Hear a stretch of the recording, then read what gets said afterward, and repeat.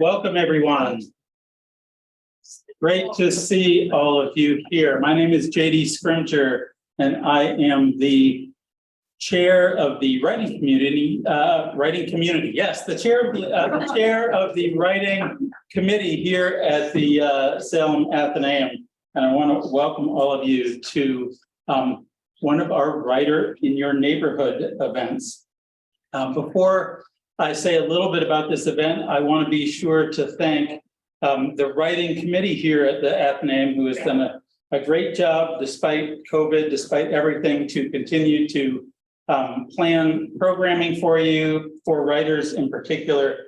So thanks to Kali Lightfoot, Peter Sampieri, Matt Phillion, Jennifer Martelli, Blake Campbell, and Danielle Jones, who have helped put together our schedule for this year. So can we give them a little round of applause?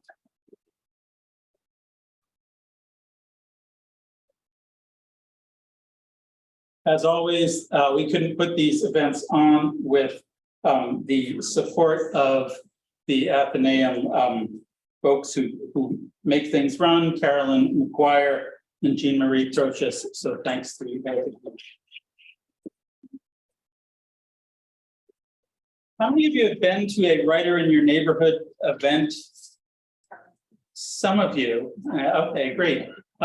We've been doing these events for the last several years, a little hiatus during COVID, but the way we imagine them is it's really a chance to introduce or reintroduce writers, local writers, to the larger community. And so we like to bring writers together, and it's kind of a sampler of a number of writers' work. So you might know some of these writers, but I hope also you get introduced to a few new ones. The writers' books are for sale up here, and so after the reading, I encourage you. There's holidays just around the corner where people give gifts sometimes. So I would remind you of that.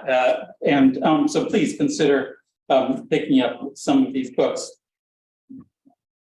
In order to keep things moving, I'm going to sit down after this, and then the writers will get up and just read one after the other in the order that is in the program, which I hope you found on your seat. It tells also a little bit about them, so you can learn about them that way. So without any more ado, we're going to go in this order. Kathleen Aguero will be reading first. Matthew Phillion will be reading second. Carlsen third. Diana Norma Szokolyai will be reading fourth. Marc Levy will be reading fifth. Don Paul sixth. And Claire Keese will be wrapping things up for us. So, Kathy Aguero.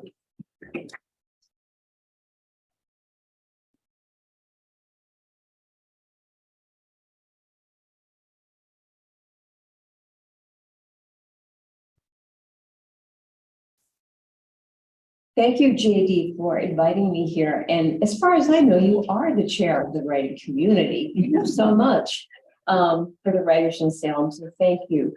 And thank you all for coming. I'm looking forward to hearing the other readers too. One of the nice things about being first is afterwards you can relax and really concentrate on what other people are reading. So I'd like to start with a piece of, I don't know, maybe it's flash fiction, I'm not sure. Fortune. The fortune teller comes at me waving her arms. Stop, she yells, you forgot your fortune. I turn and there it is, gathered around her, the future she told me of. The tall, dark man with the eye patch next to my son's broken leg. Trouble at work in the person of the academic dean glowering and talking as he runs. And the trip the fortune teller mentioned must be a jaunt to Switzerland, for there's the Matterhorn jostling the dean. My mother's illness, the small promotion, the quarrel with my husband soon mended, all are milling around. Such carelessness, the psychic scolds. Now you'll have to organize them yourself. The timelines are jumbled. She disappears, leaving me with a future I can't seem to control, vainly scrambling to recall the order of events she predicted. By now, a crowd has gathered, traffic snarled in both directions, a police siren rushing up the street. When the officer approaches, I don't know what to tell him. No, I don't have a parade permit. Then we're in the squad car, all of us, my husband glaring at the tall, dark man, the dean who has rescinded my small promotion, perching uncomfortably on top of the Matterhorn, and me, moaning over my poor son's leg, cradling my mother's illness in my arms, wondering if all this will lead to the event the fortune teller couldn't quite focus in her crystal ball.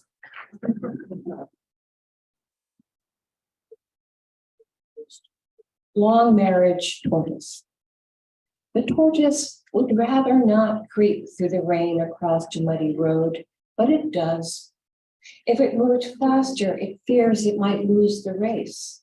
In fact, devoted to the companionable plod forward, small pebbles, cool earth on its rounded feet, the tortoise does not care about the race. It would take too long for the slow-speaking tortoise to name its humble blessings. It has grown to enjoy the weight of its domed shell, fused and indistinguishable from its body. The last three poems I owe to Colleen Michaels because they were all written in response to one of her calls for improbable poets or something. So I don't know, without Colleen, I would have no new work to read. So thank you, Colleen. This is called Why I Can't Write a Poem About Summer. Poem with a quote from Andrew Wyeth. Women in sandals display pedicures, each toenail a different color, as they walked by in floaty dresses, wide-brimmed hats trimmed with flowers. And look, there goes a French parasol. Teenage girls in cutoffs bare their midriffs, flash rings in their pierced navels. Men too, bellies planked taut or inflated like sails in wind. Tattooed bodies covered with snakes, veins, skulls, US flags. At the pool, I don't dare take my eyes off my grandchildren, lest their floaties deflate. I'm too busy to notice the yammering smells of coconut sunscreen, fried clams, beer, and sweat. When I stay up late to write about summer, my neighbors host parties with loud rock music. In the morning, I pick up my pen and the birds start to jabber. All day, people mill around the street, sit outside at cafes. I can't find a quiet place to concentrate. Who can meet summer's expectations? Go to the beach, watch the sunrise, set, tend the garden, sip gin and tonics on a sailboat while wind tosses your hair like a salad. Be happy, happy, happy.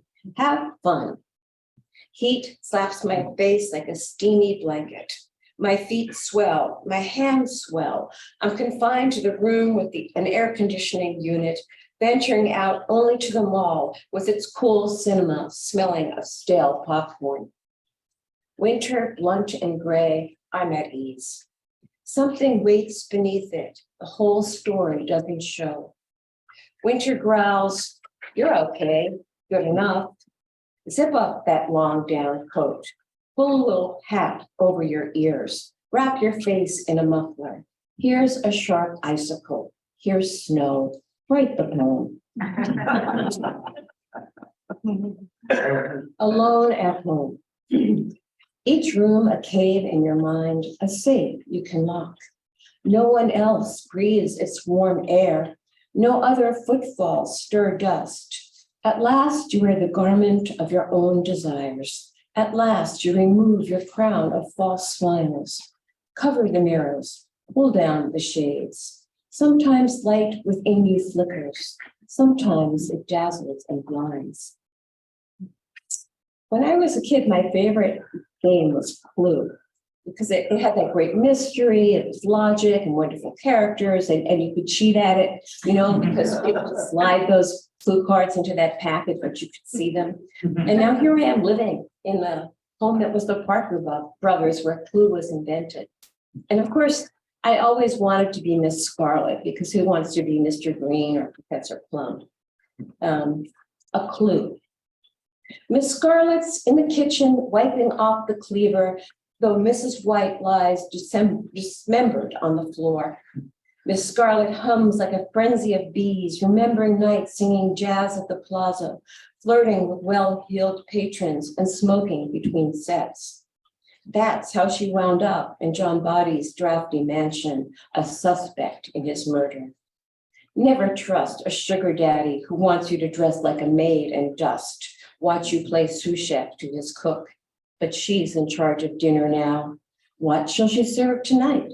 Quail and Colonel Mustard sauce? More than once, she's felt him press his waxy mustache on her neck. She's not the kind of cook to use a recipe, and she likes the kitchen to herself. Despite that shimmering page boy, that tight red dress, she'll play the 50s housewife. Plenty of knives left to sharpen. Thank you.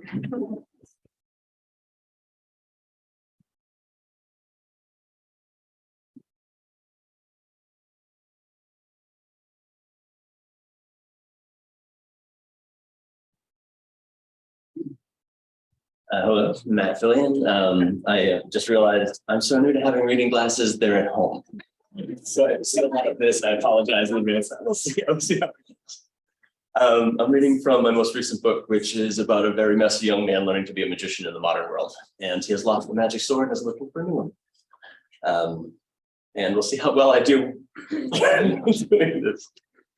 Yeah, I have 1.5. I think I'll be okay. There's something I'm not used to writing yet.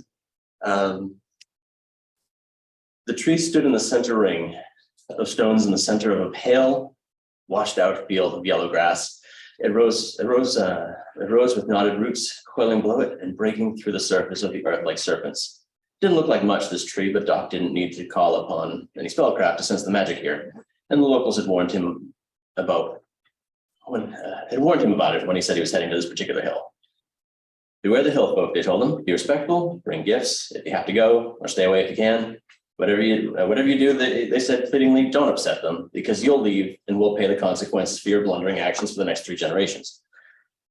The Fae hold grudges. This was well known throughout the world of magic, but Doc wasn't here to fight or upset them. He was here to ask after a sword. He felt the eyes on him before he saw them, but that was to be expected. The folk don't let themselves be known unless they want to be. Doc kept his eyes on the tree for a moment, but then straightened his back and set his shoulders and let the watcher see that he was aware of them. You have the look of mischief about you, a strange, ageless voice said. Doc turned, hands open and at his sides to regard the owner of that voice, a thin man, incredibly pale, with dark hair and bruised bags beneath his colorless eyes. He wore a dark cloak wrapped around his shoulders multiple times, hiding any sign of bulk or body language. I hear that a lot, Doc said, but it's not my intention. You also stink like magic, probably. Haven't had one of your lot around here in a while. Mostly local dimwits and travelers trying to catch a look at an elf or two. I'm neither of those, Doc said. The newcomer squinted at him, studying his eyes and face. What are you then? A cunning man, a witch? A little of everything, Doc said. I prefer word magic, but I'm not picky. Word magic, is it? The Fae said. Well, you have good taste, at least. It's good stock in word magic. Delicious stuff if you get it right. Looking for the names of things, are you? Well, if you are, you'd best leave now. We don't like anyone knowing our names. I'd be a fool to ask one of the folk for their name. Well, you're standing in front of a Fae fort, looking like you're sizing it up for timber. You're half a fool already, cunning man. Doc smiled and held up a bag he'd been carrying. What if I bear gifts instead? The Fae squinted at him suspiciously, wrinkling his nose. Gifts. Chocolate. I can get my own chocolate, wizard, the Fae said. I heard you like American chocolate, though, Doc said, offering the creature the bag with outstretched hands. The Fae looked for a moment as though he might reject it, and then Doc began to wonder if he knew anything that would get him out of this, if a curse was headed his way. But then the Fae took 3 swift steps towards him and snatched the bag out of Doc's hands. I thought you talked funny, the Fae said. American chocolate, hard to get here. They have American candy in town, but it tastes wrong, it's too fresh. American chocolate is a little sour because the factories are so far from the farms, so the milk would turn. The sourness reminds me of the old days when we'd be offered milk in windowsills, just slightly turned by the sun. The Fae opened the bag and pulled out a candy bar. He attempted to unwrap it slowly and casually, but his impatience got the better of him. And he shredded the wrapper and took an aggressive bite. inside contentedly as he chewed.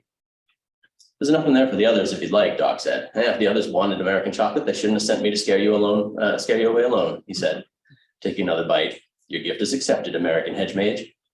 We won't send 10 years of bad luck to follow you around after you like bad gas. Now, tell us why you're here so we can decide if chocolate is sufficient to prevent us from pulling your eyes out. Doc ran a hand through his pale blue hair and looked back at the tree. I heard there might be a magic sword around here somewhere that no one was using, he said. I was hoping I could borrow it for a bit. The Fae finished off the first candy bar with a glorious, gluttonous bite, took a moment to chew, savor, and swallow, and then answered. Oh, sure. There's a pig sticker around here somewhere. Belonged to some old beardy mortal man, a hero or something, whatever that means. That's what I'm looking for. The creature looked Doc up and down appraisingly. You don't look like much of a fighter, cunning man. I'm kind of a dirty fighter, if I'm going to be honest, Doc said. I can respect that. It's why I need a magic sword, Doc said. Set yourself up on an advantage. Exactly. Well, my folk, we don't like face-to-face warfare either, the Fae said. You can beat them. If you can't beat them, scare them. If you can't scare them, make sure their grandchildren are cursing their names for a family history of the pox. I can respect that, Doc said. So you want a sword, the Fae said. I do.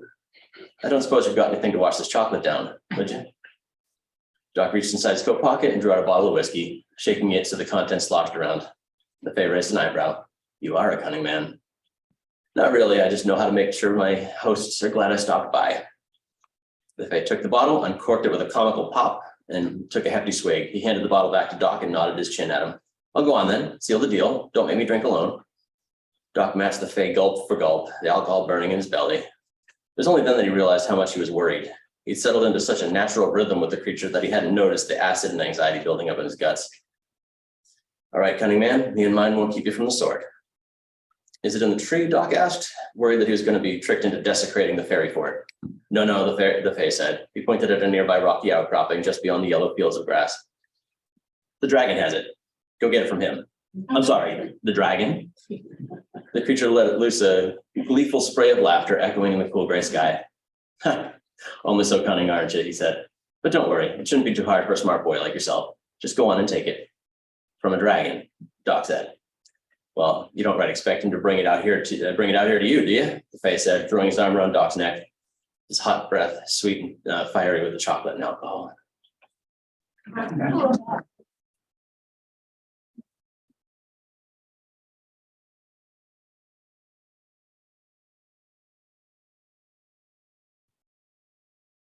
Hi, I'm Carlsen. I'm going to read you my edited transcripts of oral histories that I've collected from the Brickyard neighborhood in Lynn, which is about a half square mile between Lynn Common and the Lynnway. I'm going to start with two stories told by Marguerite Paleo. The first is about a neighborhood character, Old Man Mohawk. The janitor from a court near 18 Neptune, we called him Old Man Mohawk. I don't know if he was Indian or not, but that was the name he had. He lived on the first floor and he was always chasing kids out of the yard. But this was a court. Old Man Mohawk, his job really wasn't taking care of the place. It was keeping the kids quiet. I remember we had this huge tree that grew out over the garage that was there. And we'd climb the tree, get the branch that hung over the garage, and we'd swing out about 50 feet. Thanks God we weren't killed. The girls would do it. We'd climb the fence, jump on the tree, grab the branch, and swing out about 50 feet, back and forth. Mr. Conway owned a very respectable court next door, and his tenants were very well-to-do people, and here we were, troublemakers, nothing but kids. But it was his tree we were swinging on. So he'd complain to Old Man Mohawk, and Old Man Mohawk would come out with a broom, and he'd try to hit us as we swung by on the tree branch. Well, one day my mother was looking out from our apartment and she saw Old Man Mohawk, and he had my little sister, Marilyn, and Marilyn was about 10 or 12, and he was hitting her leg as she swung by on the tree branch about 50 feet in the air. He'd jump up and try to swing the broom at her. Now, Marilyn was scared to let go. She couldn't get back to the barn and she was screaming, "Mama, Mama!" And my mother looked up out the window. She was ironing. which was unfortunate because she just pulled the iron out of the wall and look out now. She threw it and got Mohawk right at the head, knocked him cold. He recovered, but he never hit Marilyn again.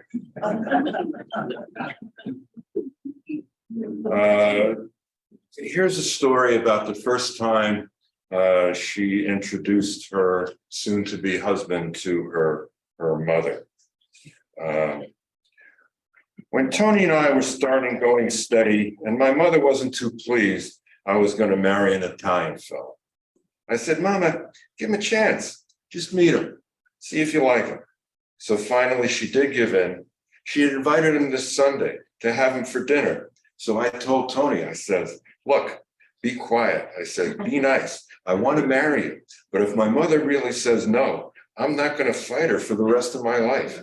Because my mother's a spitfire. If she doesn't like you, that's it. You know it. I say, just be quiet. You know, she's got a very funny sense of humor and she's laughing, enjoying you. You're in. So the only thing that stuck in his mind was that my mother had a sense of humor.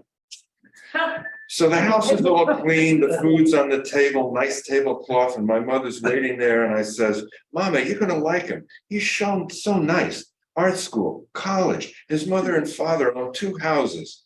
Okay. A knock comes at the door. My mother opens it and there he is. He had a hat on, which he had never worn one before, a black hat.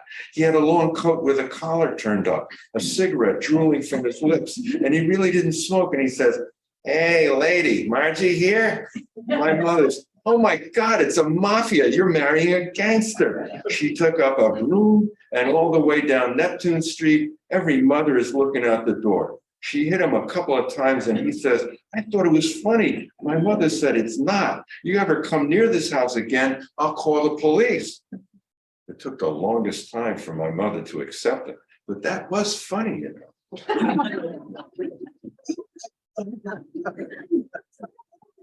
So this has a different tone to it. This is called No Idea. I interviewed 3 Black women who graduated high school after World War II. And as I like to think of it, they took me into their circle of conversation. And this is what they had to say. I presented this to the Salem Writers Group, and one person said, oh, that's a challenging story, which I sort of took to mean that they couldn't figure out what it meant. So I'll give you a couple of clues.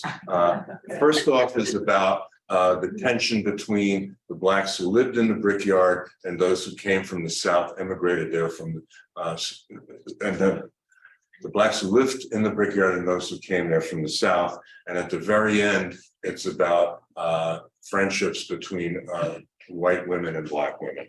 1, No Idea. When it all started changing, I don't know, in the early 60s?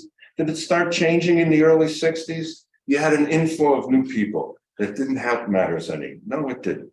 And now that I think about it, we didn't do too much to help them either. When I think about it, help the people, yeah, we didn't do anything. I think it's much our fault as theirs, because they were in there. They didn't know any better, and we didn't do anything. No, it's true. I often think about it. I think we used to laugh at it. Now, when I think about it, how cruel it was. We did nothing to make their transition from wherever they came from any easier. A lot of people from the South, they lived in, well, compared to what they had, too. I remember one lady from the South, she said a lot of times she saw her husband, he was working in the fields or something. And I think the Ku Klux Klan came and took him away. That was it. She never saw him again. That was like in the 40s? No, the 50s. She had a couple of kids. She came up here. She never knew what happened to him. She was running away from there. 3. She was looking for an apartment on Lawrence Street, and the man slammed the door in her face. This is up north, you know, quotation marks. She told me that. She came up to me out of breath, and I said, what's the matter with you? She said she looked at this apartment. There was an ad in the paper or whatever, so she got up early. She had 2 kids at the time, and the man slammed the door right in her face. So we wrote a letter. It was published in the item about, you know, Here we are. We're born here, went to school here, work here, and we go to get an apartment, and our money, which is the same color as everybody else's money, but our faces are a different color. And the man slams a door in her face. And at the time, remember, Eddie had fought in Vietnam. He'd gone to Vietnam, this friend of mine, and we threw that in there too. 4. It was not easy to get an apartment. You were more or less in one little area. That's where you were. It's just lately that we started to spread out. I don't know what they think is going to happen if we spread out. There goes the neighborhood. Like that's going to happen. I mean, there's good and bad and all. There's white people that I don't want to live beside, and there are black people I don't want to live beside. So don't think that all blacks, they're this and they're that, and all whites are they're this and they're that. 5. People don't know what it's like for that to happen. They have no idea. They think they must be making that up. They have no idea. She had no idea. I'm the first person she's been that close to. Yeah, America, she had no idea. Take the girl in the office where I work. She had no idea. She used to work in a 5 and 10. And then I explained to her, we had to work in the shoe factories. We couldn't get in the 5 and 10. She had no idea. Thanks.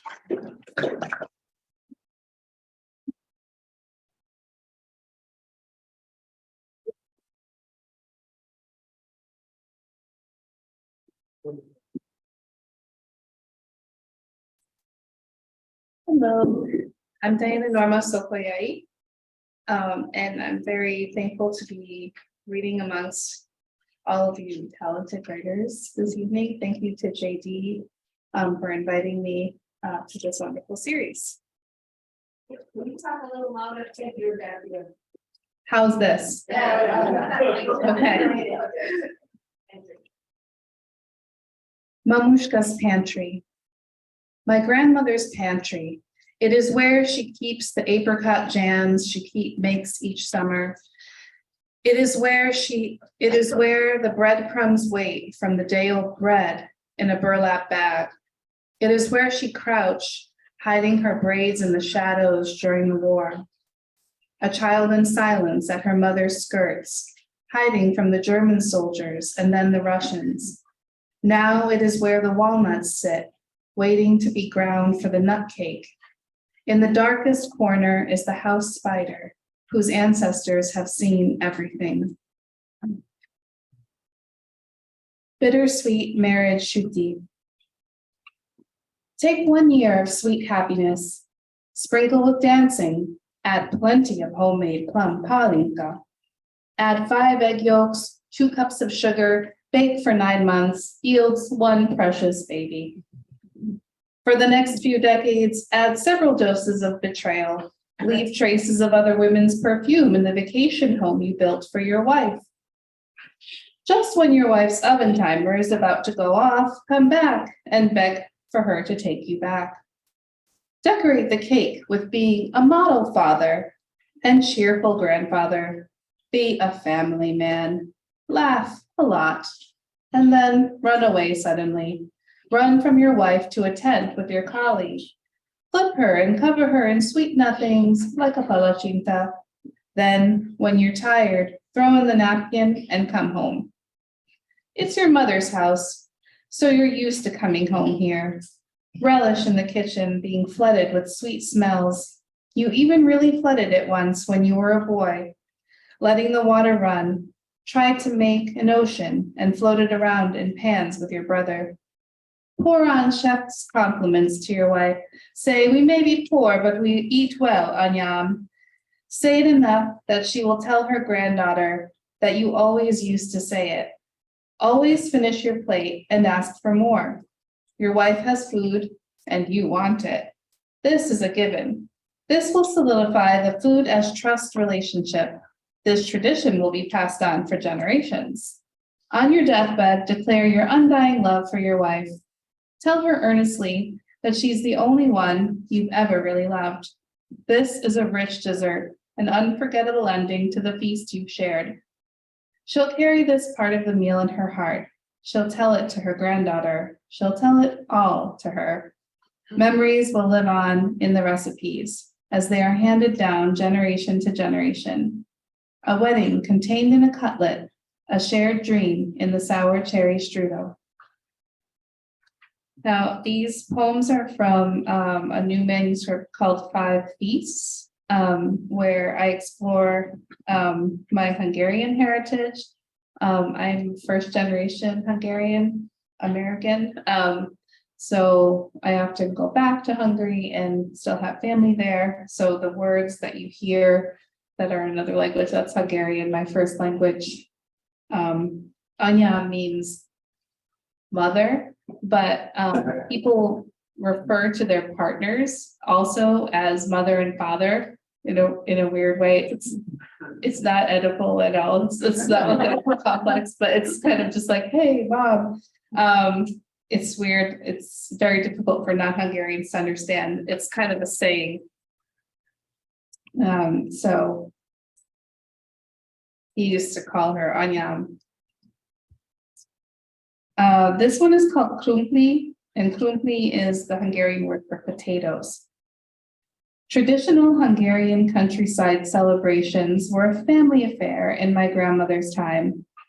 At her wedding feast in 1956, my mamushka's aunts cooked, and what a feast Michi Nani and Borika Nani made.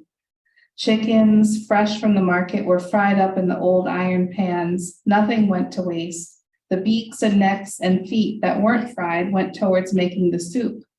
I remember my small hands sucking on chicken feet at her table. Much later in the kitchen, she commanded. She was married in Fort, the same town where she was born, with the tall Roman Catholic church rising up to the heavens, with a bright, indelible yellow that makes the sunflowers envious. There was shuvkrumpli, roast potatoes, cut in perfectly imperfect circles, salted and cooked in zhir, grease. The potatoes were a perfect complement to the chicken, pure, white, understated, like the bride. They were probably plucked from the generations-old garden my great-grandmother kept, growing steady and full of promise in the earth, and the potatoes grandchildren fed my grandmother before she was mamushka, when she was Elvira Erika, with small hands, helping her mother in the kitchen. And there was shalata at the wedding feast too, a nice head of lettuce, bathing elegantly in vinegar, sugar, and salt. Simple, a little bitter, and a little sweet. At midnight, my grandmother, the bride, changed into the menechkeruha, a red polka-dotted dress, a Magyar tradition, and every man who wanted to dance with her put money in a large box. There was chocolate and walnut cake too, layers of richness to fatten the rosy year. They danced until dawn because that's what you do at a Hungarian wedding. We don't like to say goodbye once we're celebrating, and oh, what a send-off it is to a life lived together. When I was 17, our Hungarian friend Kati, who is more like an aunt to me, friend of my mother and grandmother too, took me to a traditional Hungarian wedding, and I've never forgotten the festivities of the whole night. Food served throughout the night, the palinka flowing. The krumpli was there too, to accompany the meat like a dance partner. Through that wedding, I can imagine my grandmother's, and for that I am ever grateful. At dawn, we finally left the restaurant to dance in the streets with the Tsugai band. Summer nights, they fried up fish my papushka caught in the cottage he built. The potatoes my grandmother made faithfully complemented the dish, a more loyal companion than my grandfather would prove to be. But he always said to her, "We may be poor, but we eat well," with his infectious smile. She would smile and tell me that years later, long after he passed. It's one of those phrases that survived him, that has become an essence of who he is. For me now, without him in flesh and blood, he is for me what he said, whatever we remember. Potatoes could be counted on to go with the fish each Christmas Eve. Krumpli puree, mashed potatoes for duck on any occasion, along with the pickled red cabbage. On the phone, I asked my mamushka, "Were there potatoes at the meal after Papushka's funeral?" "No, not then," she says. "There were only sandwiches." And the last one is flamenco lesson in Sacramonte. I arrive, a half-blood gypsy at the singing hills of Granada, the white caves of Sacromonte. I have come to this famed flamenco school with my body feeling for its Romany roots, my arms reaching for the heavens of my ancestors. Just beginning to understand, I am not entirely graceful. I want each strike of my feet to dance on the oppression of my people. My teacher says, hold in your stomach, pull like a needle and thread from your navel to the ground, from your navel to the stars. You have to stand tall, elbows out, chin out, proud, like a photo. Claro, I say, seeking clarity still. Are you a gitana? Her eyes brighten at the question about Romany roots. No sé, but I think so. She shows me a picture of her grandfather. Mira, she exclaims.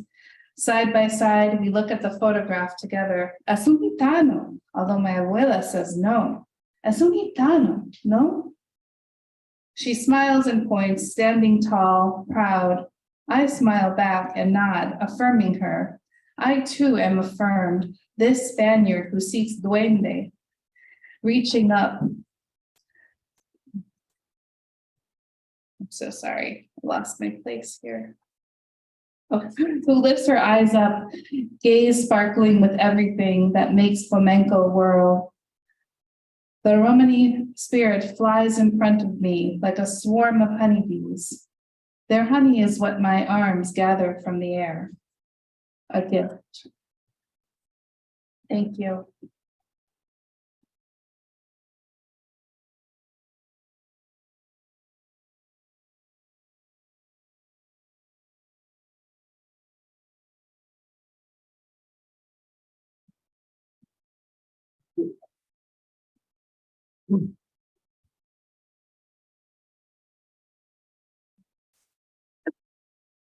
So this is an excerpt from Speak to Me, a story about a man and his dog that will appear in the Westchester Review. I'm sure you've all heard of. I hadn't. In 2023. Top to bottom, methodically, one cabin to the next. 3 months, this man, this war veteran, who could fix almost anything, repaired or replaced the cabin's leaky roofs, damaged walls, peeling paint, cracked or rusted plumbing. The lodge, he had yet to rename it, could not be reached easily. What would draw people to this out-of-the-way oasis? One thing and one thing only: peace and quiet. The solitude of uninterrupted land populated only with trees, dandelion fields, sylvan foliage, home to birdsong and butterflies. And the lake, a mile or so down the gently curving main trail, surrounded by untouched forest, the pristine waters of the welcoming lake. Twice a month, to purchase food and supplies, an ounce of pot from an old friend, Hopper drove to Jamesburg, the town where he'd grown up. With one exception, he'd never left. Doc Hopper, the townsfolk called him, who, unlike them, had been to college, seen a bit of the world. Even a conflict, as it was called. The loner fella talked to himself, they said. Sort of an oddball, moody too, liked to turn on a dime. But a helpless, a harmless fellow, good with his hands. Those who knew Hopper felt a simplicity about him. Groceries, hardware, building something. Good for that boy. Building something. Week after week, he sawed, hammered, scraped, grouted, ripped away, whatever it took to restore a cabin, to purposely resurrect it. Make it fittable, he said, pausing to wipe his brow. Fittable.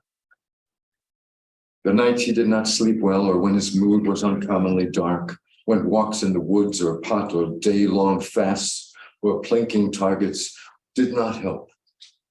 He rambled the 20 or so minute walk to a place that never failed to lift his spirits, to restore his natural balance. The unnamed lake once boasted 4 canoes, a rack with paddles for counselors and campers, a floating lifeguard station from which the guards invoked the buddy system, and paired youngsters treading water obediently raised their arms until all were present and accounted for.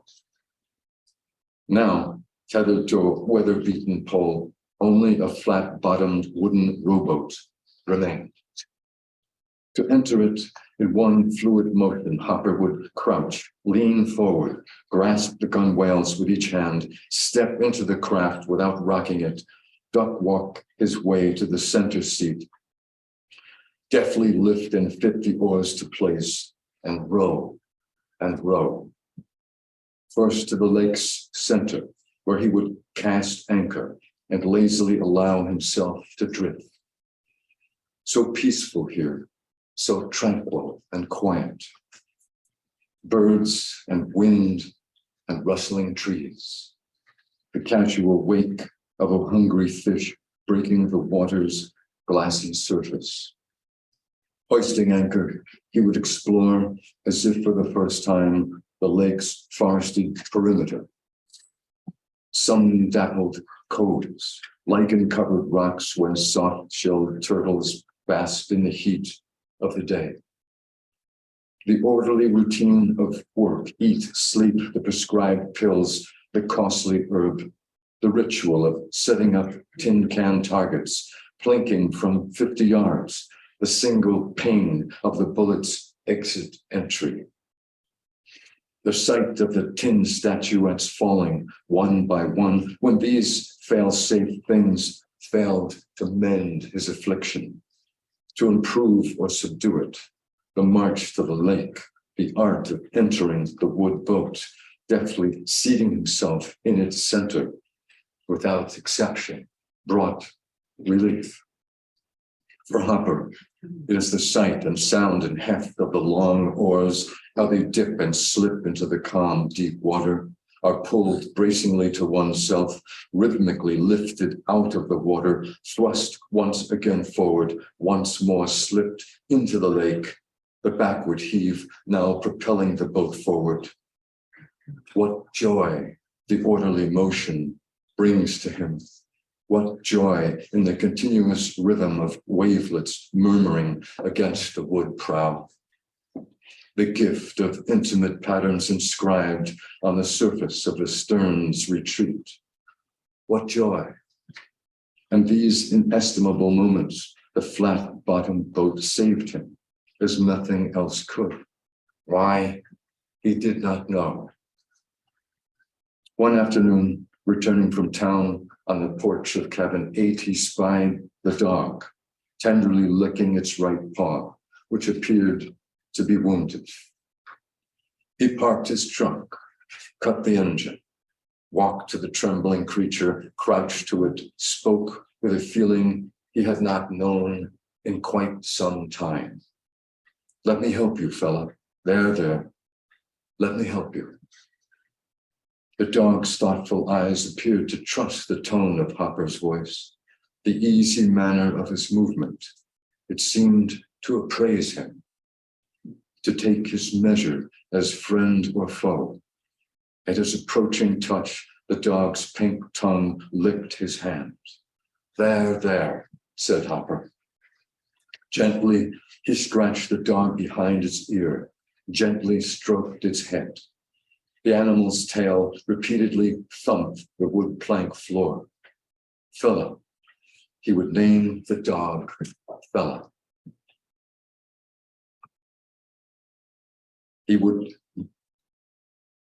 Hopper stood up, took a moment to straighten his back. The groceries could wait. Let me wash that off, he said. Let's go inside. Clean it up. That's a good dog. Come inside. Thank you.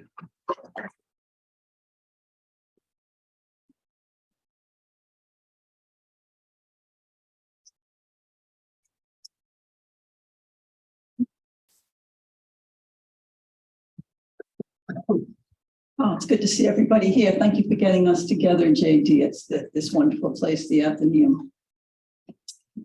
I've been working on a collection of poems on the Great Marsh, which is the along the coast, starting in New Hampshire, and then it sort of comes down to the Cape originally. Of course, now it's all kind of broken up. But I spent a lot of my time up by Plum Island. And so I'm going to read 3 poems from the collection so far. The first one is, I am not a gambler, I should say, but I was just entertaining myself, trying to use as much gambling language as I could in this poem. So, get this. Okay, there we go. This is called Chance. Lay claim to a patch of salt marsh and watch the sea call it in, sweep it back like poker chips in a round you just lost. A bend in the creek will pile up silt and then fold below an ever-extending bank, which will someday take a tumble, huge chunks of mud and grass toppling onto the low tide flats. Sandbars appear looking like a sure thing until the tide scratches them away, grain by grain to the sea. Your chart is useless here. GPS a decorative item when the ever-shifting marsh calls your bluff and your hull catches up in the muddy shallows. You won't be the first to hop overboard, muck slurping up your sperry topsiders as you drag your boat to open water. So don't be humbled as other boats are riding high while you're tapped out in the mud, mosquitoes sucking you dry. The marsh may have won this round, but your luck could turn with the tide.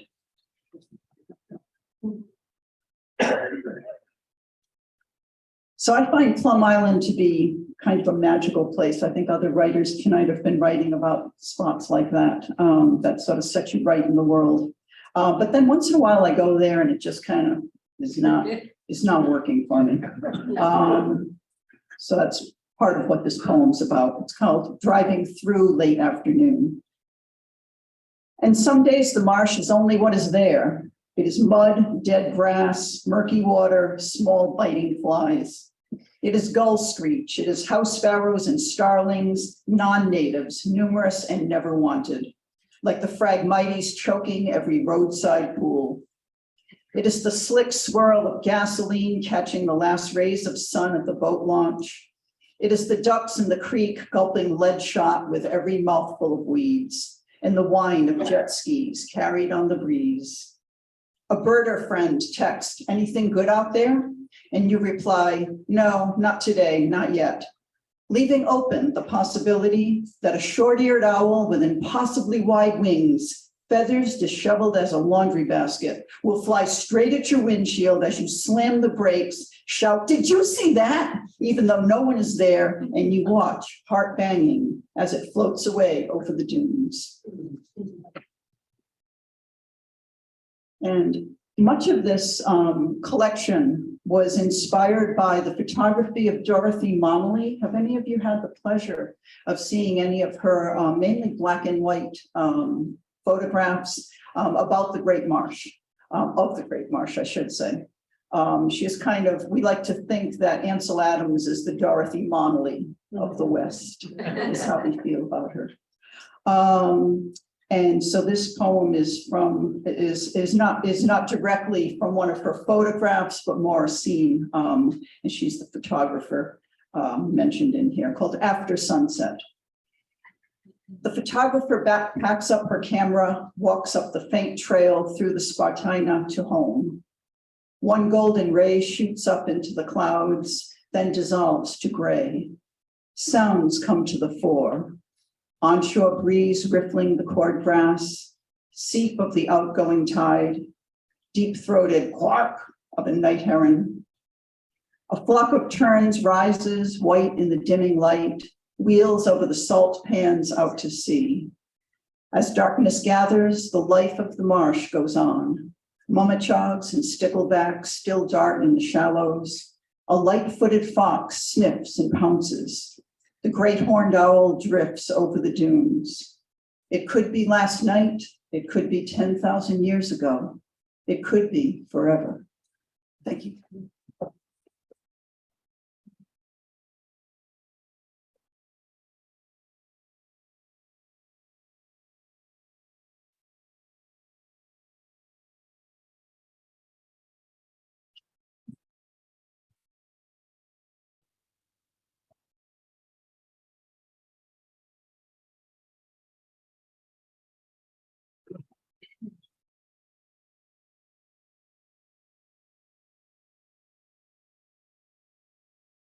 Hello, my name is Claire Keys, and it's a great pleasure to be a part of this reading tonight.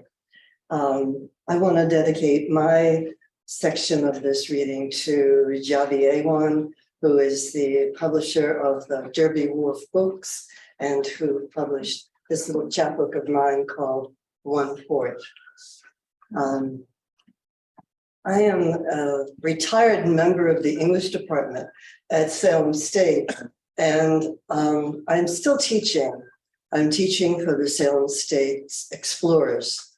It's the lifelong learning group in Salem. And I'm currently in the middle of teaching a course in 3 novels by Toni Morrison.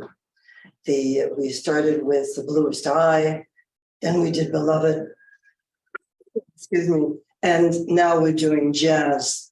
And I've been really thinking about jazz and how Morrison wrote this book and the great influence of jazz music on her particular style.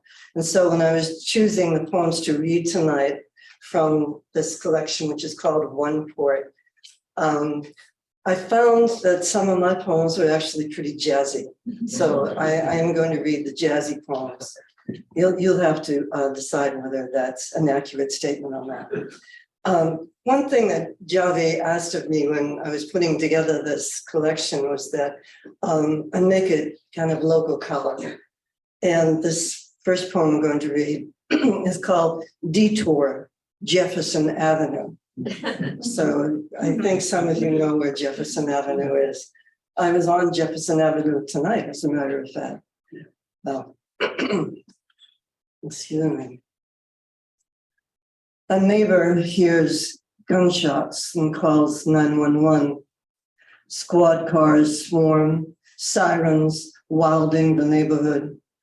Police cordon off the street. Downhill from the church, it's an ordinary house, stairs leading up to a front porch, like normal stairs on a normal street. Inside, a woman sobs, her head between her hands, her lover sprawled in a pool of blood, shot in the groin. Her husband turned the gun on himself, love and death marrying in this room. The surcharge of passion almost too much to bear. The ceiling and walls expanding, then contracting, fractures caked with pain.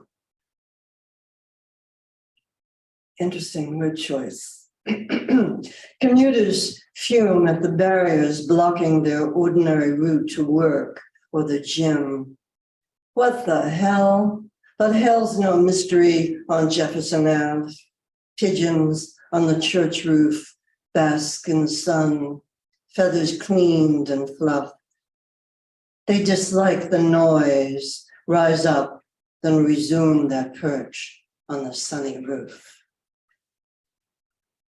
Jazzy? Okay. Listening to Billie Holiday sing Blue Moon. The song comes on as I'm turning left at the intersection. It could be any song, but only that voice. There are other cars, a shopping list. The voice is confidence. It says, I'm singing and you're listening. It says, you want to listen to me because there's something in my voice that reaches inside you. It's a lonely voice. It says, if I didn't sing like this, you would leave me, standing alone. It's a troubled voice. It breaks, it shatters, comes back together. Somebody whispers, please adore me. Billie sings, and she's an old friend who hasn't called in months. The voice so familiar, the song romantic, her aloneness, her longing. It's midday and spitting rain, yet she sings beneath a moon that turns to gold, and my route past the cemetery with cars pursuing me to the next traffic light seems less real than the pulse of her voice, the slight crack in it, as she repeats, without a dream in my heart. I sing with her, measuring my pace with hers, adopting her tone, the tender inflections that suddenly appear before me. And I'm not on the road passing the old quarry, but in a club somewhere in Harlem, and I lean into my microphone and hear someone whisper, "Please adore me," before I get to the turn at North Shore Self-Storage, Billy stored on vinyl, comma, broadcast, received, and my route turns from blue to gold.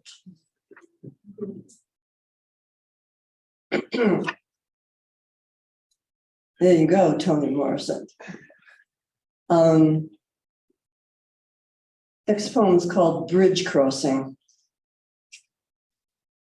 A man and a woman pause on the footbridge spanning the estuary. A century ago, trains crossed here. I recognize the woman, myself, sometime in the past, finding her way out of a morass. The man is the mystery figure, the seething rage of his jealousy. How tiresome he is, yet flattering, to think she has the power to make someone this unhappy. He balls his hands into fists. In his story, the woman is Carmen, he, the soldier she has seduced. She plays the role for a while, liar, tramp, for the excitement of it. A woman with short white hair walks by with her dog. She smiles wryly at the couple. She is out of the game and glad of it. Someday the younger woman will know exactly how she feels. So now his passion is hers. She must calm this man down. She is good at this. You know that estuary? Forest River? Okay. All right, now I'm going to shoot you ahead to January. Get ready. January in Massachusetts. Snowflakes drift down beneath the dove gray sky, and roofs all around town graced with white shawls. And you're embraced with yours, and I by mine. Good places to be during a winter storm with ample space between snowflakes. So it becomes magical, a simple delight to watch or play in, unless it turns the squalor where your family is sprawled with hundreds of others into a miasma. Refugees driven to escape the terrors of war. The iconic photo of the drowned child hauled from the beach, so much flotsam. The longing just to be contained like this, warmed, looking forward to a hot meal, if only ham, potatoes, the snow admired as wintry play, and not the raw cold and dread of not being at home anywhere.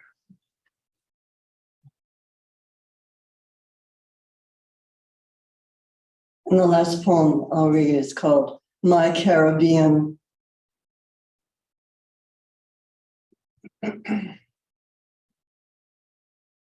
Outside, old snow caked into ice, cold so bitter it tightens the spaces between your teeth.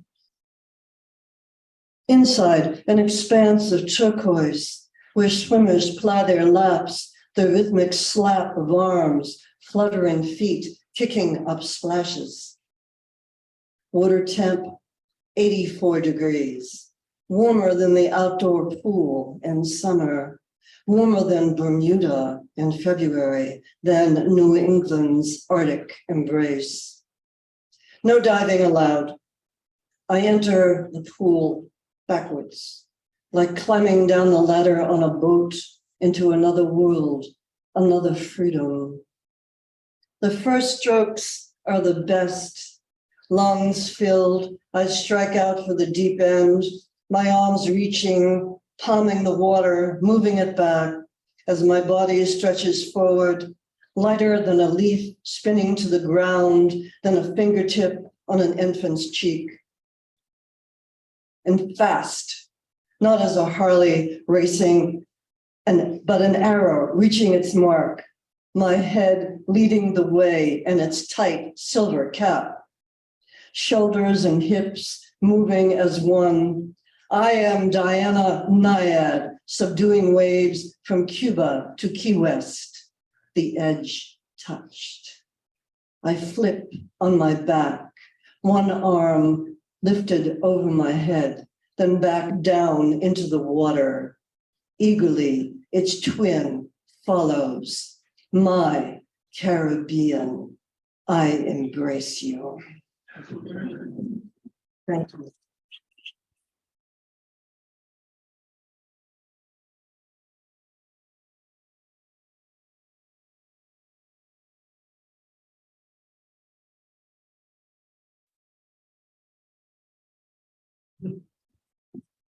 Wasn't it wonderful to share those works together?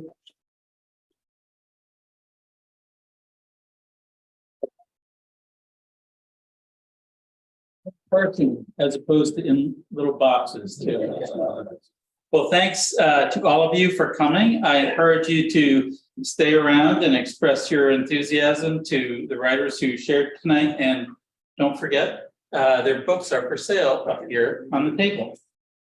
Take care. Have a good night.